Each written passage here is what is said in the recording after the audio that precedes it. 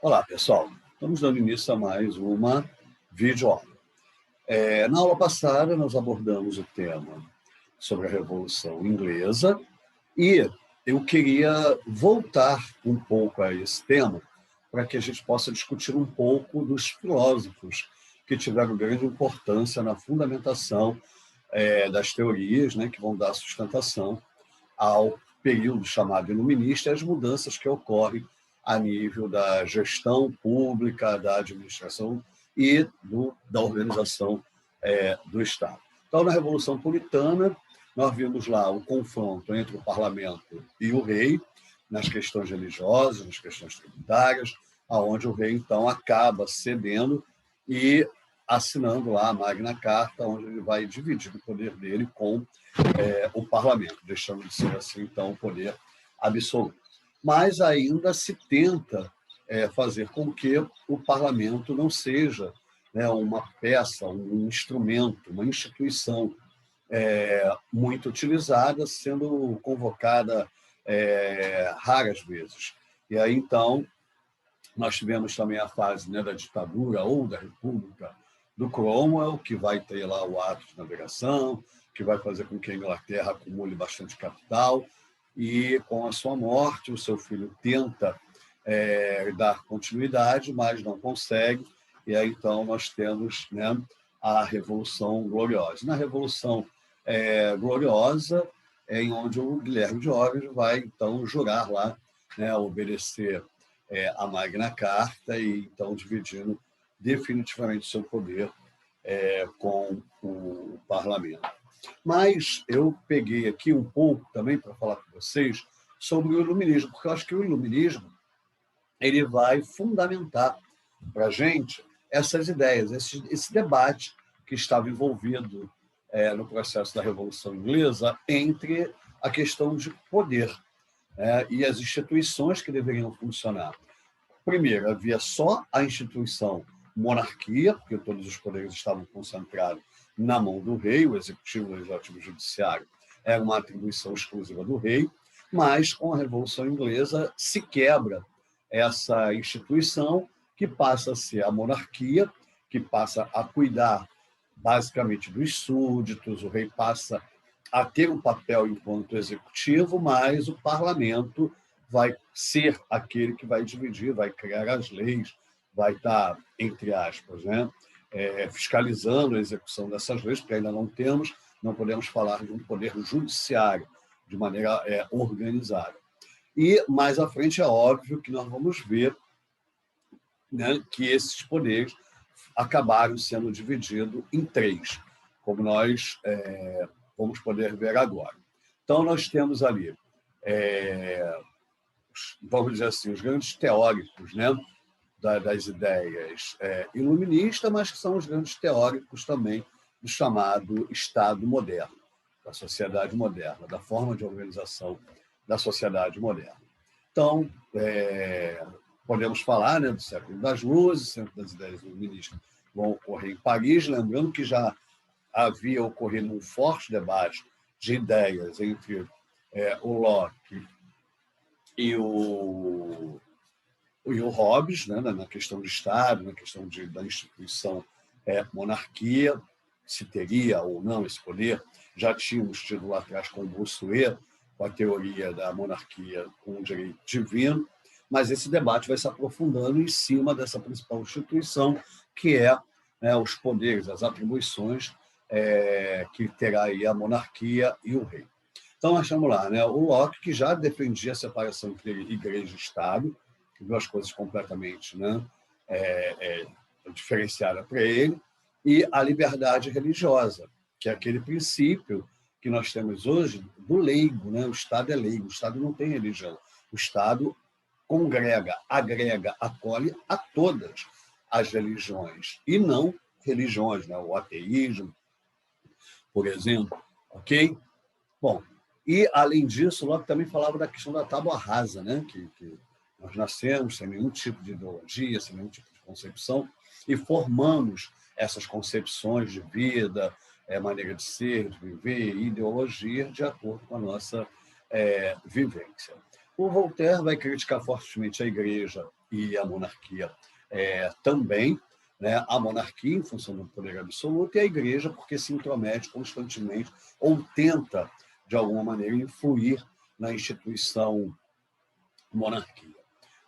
Rousseau, que vai defender a democracia e a igualdade, nós vamos ver isso mais profundamente, e o Montesquieu, que defendia a tripartição de poderes. Opa, esse aí é importante, assim como Rousseau. Rousseau vai criar o conceito de sociedade civil, separando a sociedade política da sociedade civil, e o Montesquieu, a separação entre três poderes. A Revolução também vai influenciar, é óbvio, né? A Revolução Francesa no Brasil e em outros processos de independência também. Bom, então os homens, né, do iluminismo, Rousseau, Rousseau, Locke, Montesquieu, né? Lembrando, gente, deixa eu abrir aqui um parênteses, que eu não vou entrar na questão econômica, tá? Com os filósofos iluministas na área econômica e também na área da literatura, das artes plásticas, eu não farei essa discussão. Apenas esses homens que foram importantes para formar um pensamento, principalmente em cima, né, daquilo que a gente chama de aparelho de Estado, que vão organizar, vão ter ideias que vão reorganizar o Estado e as suas ações. Então, tá aí, né? A Praça dos Três Poderes, eu usei isso aqui como um exemplo para vocês, tá? Se você conhece esse lugar, é Brasília, e aí então você tem, né, aqui no centro o prédio do Congresso, você tem o Supremo Tribunal Federal, né, e você tem o Supremo Tribunal Federal, o Congresso com as duas câmaras. E eu acho que aqui não está visível, eu não sei se é aqui, porque realmente assim, eu não conheço bem o desenho de Brasília, mas o Palácio do Governo. Então, isso aqui representa os poderes institucionalizados do Brasil. Então, está lá, né? Na foto, observamos a Praça dos Três Poderes em Brasília, onde se localiza a sede do Poder Executivo, o Palácio do Planalto, o Legislativo, o Congresso Nacional e o Judiciário, que é o Supremo Tribunal Federal. Executivo, encarregado de governar, administrar os interesses públicos. Legislativo é o responsável pela elaboração das leis e o Judiciário, que é o Supremo, é o responsável pelo cumprimento das leis e zela pelos direitos dos indivíduos. Bom, além desses três poderes, a Constituição brasileira, no nosso caso, afirma que o Estado brasileiro é laico, como eu já falei para vocês, não é vinculado a nenhuma religião e assegura ao povo a liberdade religiosa, opinião, pensamento, né, entre outros. Bom, as pessoas sempre tiveram esses direitos assegurados pela lei? Não. Quando os três poderes foram criados?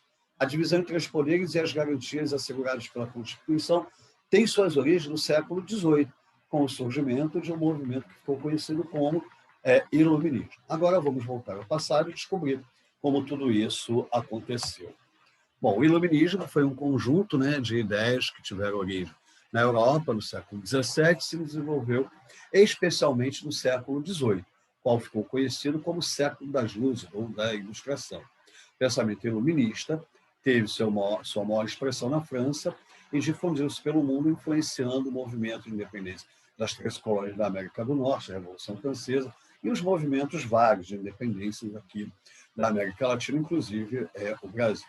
Iluminismo, então, movimento intelectual, ou seja, conjunto de ideias, e iluministas são aqueles filósofos que pensaram essas ideias. Qual era o contexto histórico aonde surgiu? E aí remontamos lá à Revolução Inglesa, né? O conflito sobre a principal instituição, que era a monarquia, e quais os atributos que o monarca, o rei, deveria ter. Como eu falei para vocês, a princípio, a teoria do direito divino, do Bossuet, que dava amplos poderes ao rei, inclusive, né, negava o direito de discordância das ideias reais, uma vez que o rei era escolhido por Deus.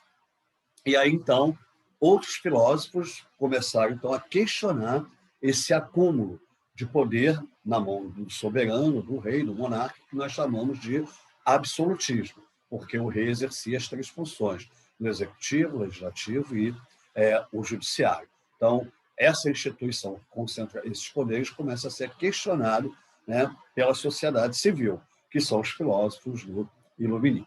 Desde a Idade Média, a visão teocêntrica, marcada pelo misticismo religioso, dominava a Europa. Nesse período, predominava o pensamento escolástico, que buscava conciliar fé e razão.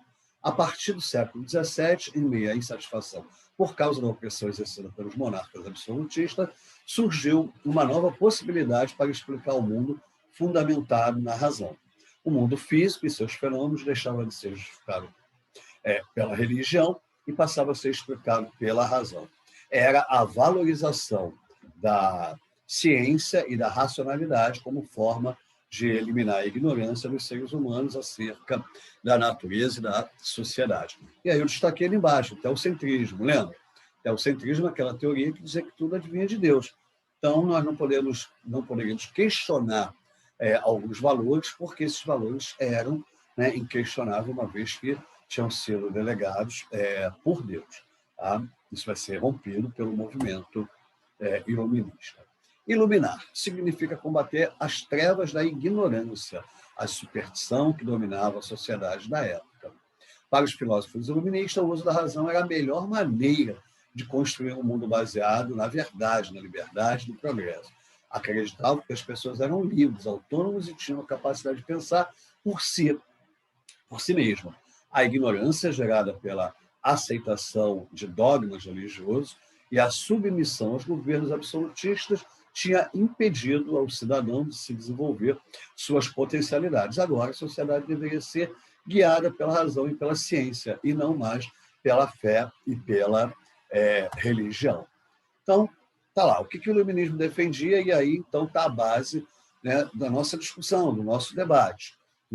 O iluminismo defendia a igualdade jurídica, a tolerância religiosa e filosófica, a liberdade pessoal e social, o direito de propriedade, defesa de contrato como mediador das relações sociais, maior participação política da sociedade, governos representativos.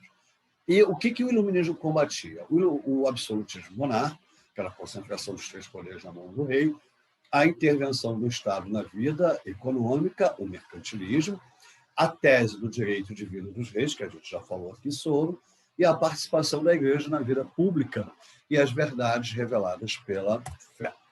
Então, agora nós vamos começar a falar do nosso objeto aqui da aula, que são esses carinhas aí, os carinhas do iluminismo, e que são aqueles caras que levam, que trazem o debate sobre as instituições que funcionavam nesse período. Então, vamos lá. Posso não concordar com nenhuma palavra que você diz, mas defenderei até a morte o direito de você dizê-las. Então, é o princípio da liberdade de expressão, onde as pessoas podem se expressar, podem se colocar, podem debater e afirmar as suas ideias. Lembrando que, no antigo regime, as pessoas não podiam discordar da igreja, não poderiam discordar do rei, não tinham esse direito de fazer nenhum tipo de debate sobre aquelas questões que eram, vamos dizer assim, incrustadas, que eram ideias que eram praticamente inquestionáveis na sociedade até então. Então, está lá, o Voltaire, o pseudônimo, não era o nome dele verdadeiro, o nome dele era o François-Marie Arouet, se é que eu pronunciei correto, defendia a liberdade de pensamento, a igualdade perante a lei e a tolerância religiosa. Então, vamos lá. Liberdade de pensamento eu acabei de falar, que é a liberdade de expressão. Cada um tem o direito de se expressar. A igualdade perante a lei. Lembrando que no antigo regime, os tribunais eram diferenciados. O tribunal que julgava o nobre não era o mesmo tribunal que julgava lá o camponês, o plebeu. Eram sentenças diferenciadas, tribunais diferenciados. Criticava a igreja e o absolutismo, propondo a participação da burguesia esclarecida no governo. Ou seja, essa participação dos homens esclarecidos eram os homens da razão, eram os, vamos dizer assim, entre aspas, na sociedade atual. Eram os cientistas, eram os filósofos, eram os cientistas sociais, eram aqueles que estudavam a sociedade, que estudavam os fenômenos da natureza. Esses homens deveriam ser ouvidos, esses homens deveriam estar presentes nos debates sobre as questões públicas, as coisas públicas, e não só a igreja com a sua visão religiosa, e muito menos o rei, determinando o que deveria ser para todos. E aí entra a burguesia, né? A burguesia que apoiou o tempo todo esse movimento, porque dependia desse movimento para, vamos dizer assim, aprimorar cada vez mais o seu sistema de produção. Lembra, lá atrás, quando vocês estudaram a Idade Média, o fim, a baixa Idade Média, vocês viram lá os mecenas, né? Que eram aqueles caras que já começavam, eram nobres, mas já tinham uma visão burguesa, financiavam os grandes pensadores, os grandes pintores, os grandes escultores, né? Até mesmo escritores, porque já percebiam a importância do pensamento, né? Da razão para aquela sociedade, porque dali o dinheiro começava a voltava a ser utilizado, a monetarização da sociedade, as feiras, né, com as suas trocas, então uma necessidade de regulamentação de medidas, leis que pudessem dar seguimento, pudessem dar funcionalidade às trocas, né, a toda aquela parafernália, a toda aquela relação complexa de comércio, de câmbios, ou seja, ali já se tinha uma percepção de que precisaria sair, né, da usura, da não monetarização, do uso, né, das trocas, dos escambos, ou daquela sociedade ruralizada, e cada vez mais esse processo, né, de sociedade mais complexa ia se desenvolvendo, e cada vez mais a instituição Estado ia sendo questionada por ser apropriada por uma parcela muito pequena da sociedade, que eram os nobres e o clero, ou seja, a nobreza e a igreja. A burguesia, enquanto classe em ascensão, brigava para que esse Estado se ampliasse cada vez mais, podendo colocar ali, né, os seus anseios, as suas necessidades, para que o Estado pudesse também estar protegendo e organizando as suas relações. E aí temos aí o Rousseau. O Rousseau era aquele cara que criticava a propriedade privada, mas não a propriedade privada como instituição do mundo em transição, né, daquele regime transitório.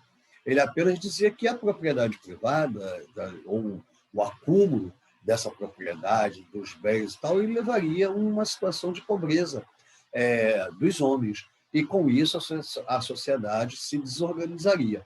Então, ele coloca lá, né, o discurso sobre a origem e o fundamento da desigualdade entre os homens. Ele tem uma frase que não é muito usada, mas que está lá no livro dele, né, o Contrato Social, em que ele diz que não há nenhum testamento, né, de Deus ou de Adão dizendo que as terras pertenceriam a A, B, C ou D, mas que, na verdade, as terras deveriam ser coletivas. Todos que quisessem e necessitassem trabalhar, produzir, a terra seria ali, então, né, um bem coletivo, um bem social. E dizia também que teria que ter um contrato social entre as pessoas. A importância do que eu chamo de sociedade civil.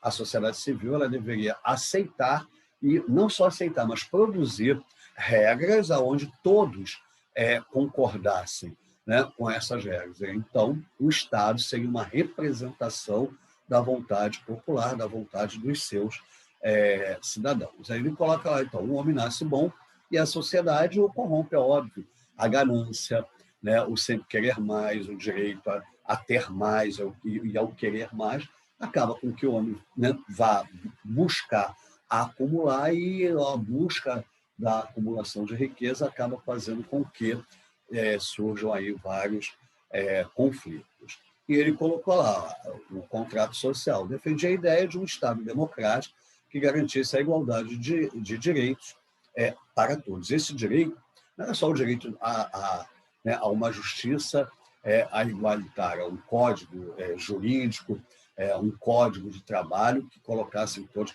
Não, a igualdade de propriedade, inclusive, né, sem o acúmulo de riquezas, né? E o Locke, né, que nós já falamos dele um pouco lá atrás, né, na Revolução Inglesa, e está lá, né, o Locke, que vai criticar a teoria do direito divino, lembrando que ele está ali em plena Revolução Inglesa, tá? onde o rei, né, tem todos esses poderes, é considerado uma instituição divinizada e tal, e ele está ali, ele está, né, questionando, né, e combatendo ali o poder absoluto. Para ele, a soberania não reside no Estado, mas sim na população. Admitir a sua supremacia, mas este deveria respeitar as leis naturais e civil, zelar e defender os direitos naturais do cidadão, senão o povo poderia destituí-lo. Uma coisa que nunca as monarquias iriam aceitar, e até mesmo a própria igreja, né? Imagina se os súditos e os fiéis discordassem do Papa e pudessem destituir o Papa e eleger, então, um novo Papa. Isso, na concepção da igreja, seria impossível, porque o Papa não foi escolhido pelos homens, segundo eles, e sim por Deus, né? Defendeu a separação entre igreja e Estado e a liberdade religiosa. Isso é óbvio, né? A separação entre igreja e Estado, o ser laico e acolher a todos, né, a todas as religiões, sejam os pentecostais, as religiões afrodescendentes, o cristianismo, o judaísmo, né, os muçulmanos, os budistas, ou seja, o Estado ele tem que acolher a todos, sem distinção de qual ou para qual fé as pessoas professam. E ele defendia isso, dizendo que o Estado não poderia pertencer a uma única instituição religiosa. Acreditava que a mente de uma pessoa ao nascer era uma tábua rasa, eu já coloquei isso para vocês, né? Uma espécie de folha em branco, somente com as experiências vividas é que se adquire conhecimento e personalidade. Então, tá lá. Ler fornece ao espírito materiais para o conhecimento, mas só o pensar faz nosso o que lemos. Ou seja, ele defendia que a razão, o pensamento, e principalmente o pensamento crítico, era a base de uma sociedade saudável, uma sociedade que não aceitava tirania, que não aceitava imposições religiosas, mas uma sociedade que poderia viver em uma certa harmonia, desde que, né, os direitos fossem respeitados, as decisões fossem também, de alguma forma, coletivas e consensuosas entre todos daquele grupo. E hoje nós assistimos um pouco, né, na nossa história recente agora, né, esse debate voltou à tona. Nós temos aí alguns executivos que acham que podem ter um poder acima das outras instituições, interrompendo ou até mesmo tentando desacreditar as outras instituições, o que é muito ruim, para o que nós chamamos de democracia, porque democracia nada mais, nada menos é do que a vontade da população expressa, no nosso caso, no caso aqui do Brasil, expressa através da representatividade, ou quando nós escolhemos, né, os nossos governantes, os nossos legisladores, para que eles, em função daquilo que nós pensamos e acreditamos, façam as leis, façam as instituições funcionarem e garantindo a todos nós o direito de nos expressarmos, o direito de termos as nossas religiões, o direito da economia funcionar, gerar emprego, gerar renda, e que as pessoas possam ter uma vida, né, mais digna, mais, vamos dizer assim, mais saudável e, por que não dizer também, bem mais participativa. Então, era importante fazer esse debate, né, trazer esses grandes pensadores para que a gente possa refletir a nossa sociedade atual. Se tudo que eu falei para vocês hoje, que foi fruto de muita luta lá no passado, se tudo isso hoje continua valendo, continua sendo respeitado por todas as autoridades, por todas as instituições que estão aí hoje nos governando, que estão aí hoje no poder dos governos, dos estados, né, do qual nós, Brasil, no caso, nós fazemos parte, dos outros estados ao qual nós temos aí conhecimento. Gente, esse era o tema, esse era o assunto. Vamos ver se nas nossas aulas nós conseguimos, então, aprofundar o nosso debate. Valeu, pessoal. Eu vou aqui me despedindo para dizer para vocês o que eu sempre falo, né?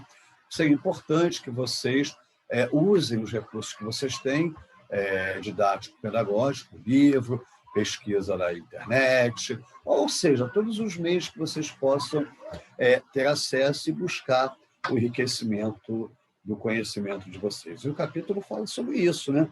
A razão, o conhecimento, a formação do pensamento crítico, ok? Então, é isso. Aqui eu vou me despedindo. Até a nossa próxima videoaula.